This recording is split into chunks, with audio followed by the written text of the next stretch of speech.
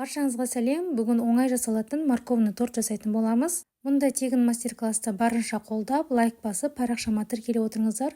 Өте дәмді торттардың бірі. Ең алдымен 5 грамм желатинге 40 грамм су құйып, тоңазғышқа қоя тұрамыз. Және де сәбізді үккіштің ұсақ көзден өткізіп аламыз. Бисквиті үшін құрғақ ыдысымызға жұмыртқаны қантты салып, әппақ болып көтерілгенше миксерлейміз. Үстінен сұйық майды, еріген сары майды құйып, тағы да миксерлеп аламыз. Ыдысым тар болғандықтан кеңірек ыдысқа ауыстырып аламын.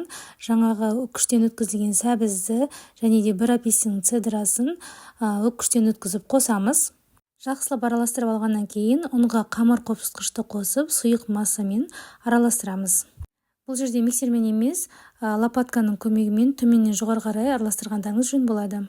Грек жаңғағын мен қатты ұсақтамай, осылай қолыммен 3-4 бөлікке бөліп қостым. Жақсылап араластырып алғаннан кейін противенге толығымен жайып шығамыз. Қызып тұрған пеште 150 градуста үсті астын қосып, конвекция режимінде пісіріп аламыз. Бисквит піскенше таңқурай қосылған салмасын дайындаймыз. Ол үшін таңқурай вареньесін ысытып алған соң, бағана дайындаған желатинді үстіне салып, желатины еріген соң отын өшіп, толықтай суытамыз. Піскен бисквитті де суытып алған соң, пергамент қағазына аударып аламыз. Мен формаға саламын. Немесе формаға салмасаңыз, тура ортасынан бөліп жасасаңыз да болады.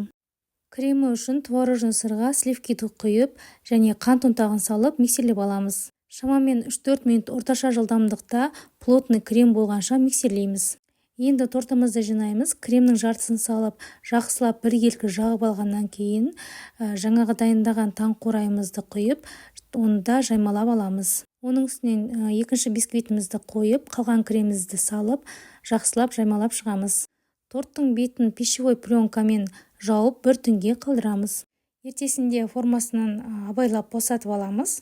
Бетіне әсемдік үшін фисташка ұнын сеуіп, тортымызды кесіп шығамыз.